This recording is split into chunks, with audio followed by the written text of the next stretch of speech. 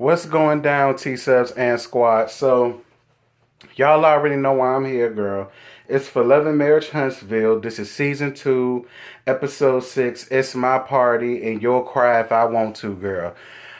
This was a pretty decent episode, I must say. It was pretty decent, and it wasn't a huge chore to have to watch.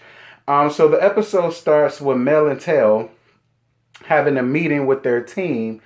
And a lady by the name of Irma wants Mel to be a part of a play, to play the role of a first lady. And another opportunity comes up with Mel and Tell to be representatives for a unisex basketball team that plays professionally in Huntsville, but Martell is completely against it.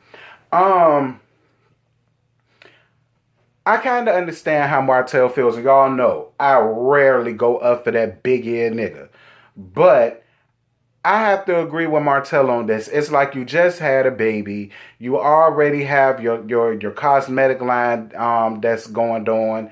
And you have this going on, and you have that going on, and you got the kids' birthday parties, and you have this, and then you fighting with the Scots, and then it's like so much going on at one time. And I was kind of with Martell on that. It's like, listen, we don't have to have our hand in the pot all across the board, because he don't want to waste no more money. And not to say that I do feel like that whole being in a play thing is a waste. But, anything other than that, I totally get where Martell was coming from. And we just going to move right on ahead along. So Kimmy goes to see Maurice, and she brings him some dinner down to his workplace. And Kimmy tells Maurice that her boss wasn't accepting her resignation letter. And she says that she would give him 6 months to think about it. I'm with Kimmy on this. Like, I understand Maurice's intentions, because his intentions is pure. It's not that he's trying to tell her what to do. It's more so, I know what we've been talking about. I know what we've been discussing. And I know where you really want to take your career at this point. But what Maurice has to understand is that has to be done on her term and on her time. You understand me? Because she will appreciate it better if it's done on her terms and her time, and not because you bullied her into it. And it kind of feels like, Maurice, you're bullying her into just quitting her job. This woman has been a nurse for 20 years. She went to 4 years of school. Girl, I understand. I went through 4 years of school just to be a nurse. So I understand how that is and how that feels. Like, nobody wants to go through all of that trouble and turmoil to go to school, but then quit it for something new. You know what I'm saying? So soon, so early. And not everybody is meant to be an entrepreneur. They're just not. Some people are comfortable with the 9 to 5, the set schedule, being paid bi-weekly. Some people are just used to that. And there's nothing wrong with that. Like, it's just killing me how he's basically bullying her into hurry up and quit, hurry up and quit, hurry up and quit. You being an entrepreneur, that works for you. That's fine. But whatever. I'm going to let y'all have it. So Tisha takes her cackling ass mammy, who need to mind her own damn business with her old ass, down to the salon so that they can talk, because she feels like she's been messy lately, and she has been.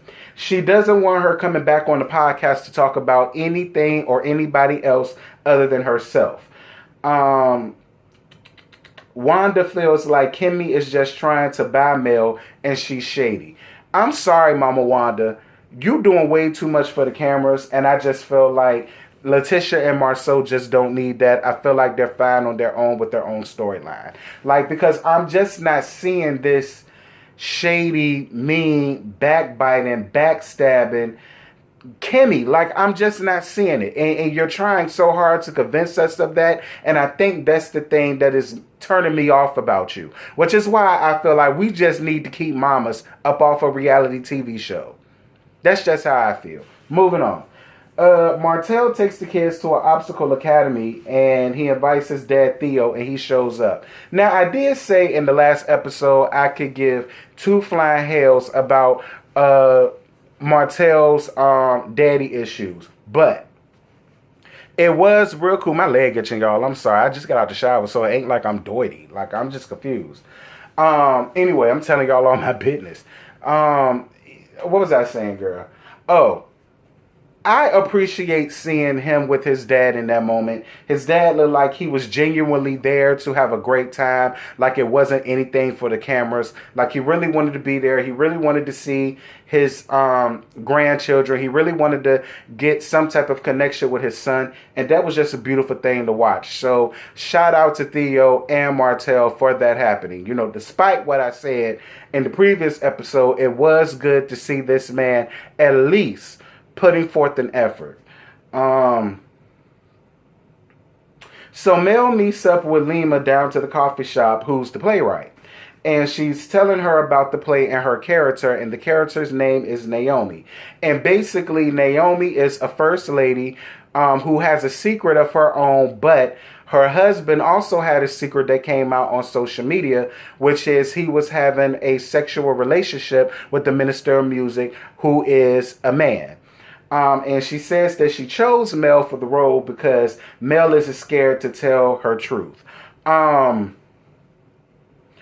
I just don't buy it. And I'm more than sure all of y'all Melody stans is going to get under my comments, as y'all normally do. And I pay you whores dust because it really don't make nay bit of difference to me.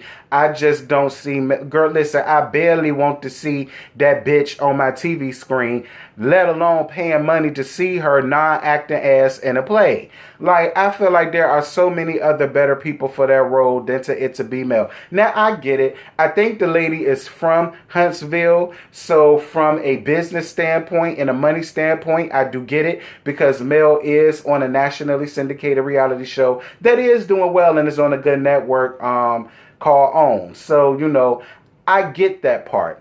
And it ain't even that. And it's not that I don't see it for her.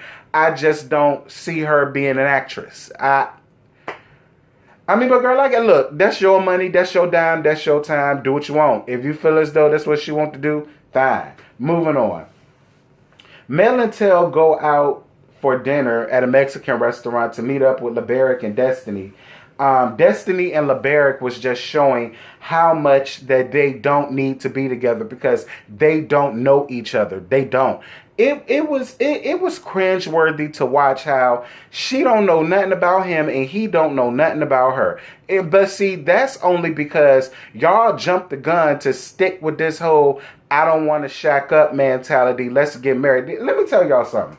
Because a couple of you all got into my comments like some people do that. And I'm going to need for y'all to look up the divorce rates of the people that do that because I'm more than sure it's high.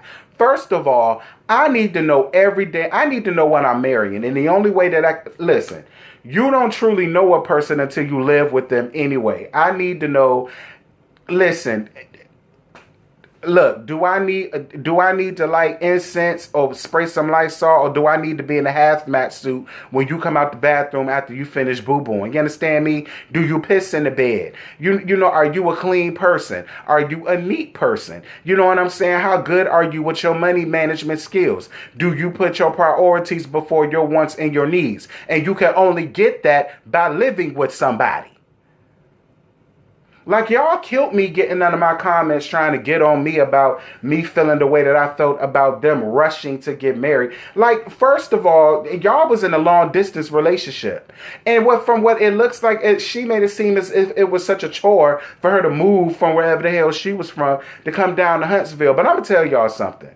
Y'all are forcing Destiny and LeBaric on us, and I don't have to have them. I would much rather deal with I much rather deal with Down syndrome looking, just got his GED 2 hours ago, having asked Sadaric, than I will dealing with Destiny and LeBaric. Like, and I get it. The Holtz need some friends right now because they're on the outs with Tisha and Marceau, and you know, Maurice and Kimmy. They're there, but they're not there because that's their family. You know what I'm saying? And I mean, I get it, but let it just be Sadaric and his wife. I don't want y'all forcing Destiny and LeBaric on us because I don't want them. Return to sender. Take it back to the cook. He coughed in it. It's a booger in my food. I don't have to have them. Moving on. Hold on. I lost my notes here, girl.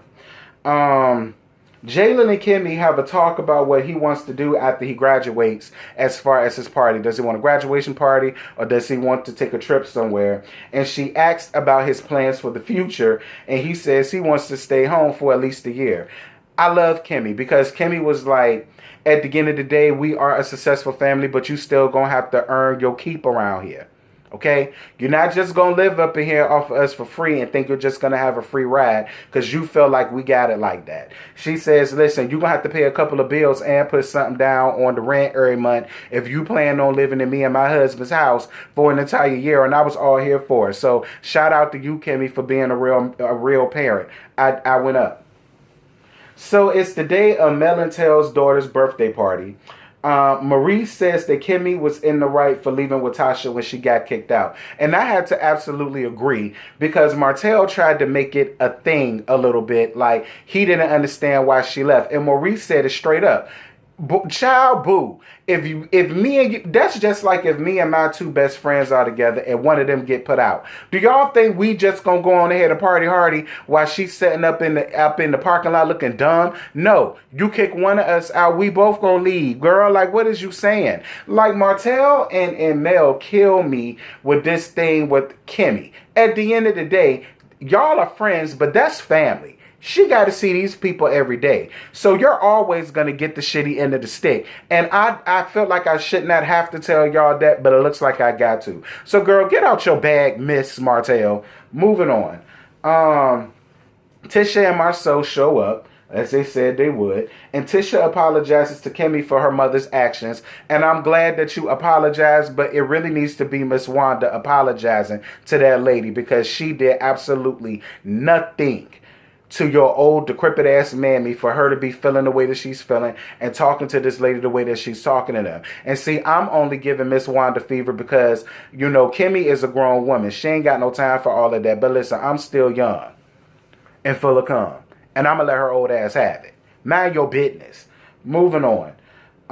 Marceau and Martell feels like one of them should have spoken first. Grow up. Grow up. Like, first of all, Martell, you didn't even want near one of them or their kids there. So it would seem to me that it shouldn't matter if they spoke to you or not. Who cares that you paid for it? Congratulations. That's your job to pay for it. I mean, do you want a cookie for that? Like, I'm not really upset at Marcel. And besides, the last time he tried to speak to you, you act like you didn't even want to speak. You didn't even want to shake that man's hand. And now all of a sudden you looking for him to speak. For what? So that you could try to diss him and embarrass him the way that you did when y'all was down working out? Girl, move around. Anyway, Mel and Letitia go off to talk privately and it quickly jumps left. Like, it goes left all the way completely. And that was the end of the episode. Y'all, that's all I got. I ain't got no more to give you. Y'all drop down in the comments. Let's get the discussion popping. This was a really good episode. I can't wait to hear the reads that the both of them got for each other next week. Hopefully they'll get it together sometime down the line because their children are friends. And it's a damn shame that the kids have to suffer because you overgrown people just can't put y'all differences aside and try to work something out if it could be worked out at all. But it is what it is. I'm going to get off of my Y'all Van Zant soapbox. So yeah, y'all enjoy the rest of your night because I plan on doing the same. Bye. What you're giving, that's how we live it. Don't be mad at the system, it's simply how we've existed. I hear a lot of people talking like they politicians and choose to be an accountant because it's safe in a business.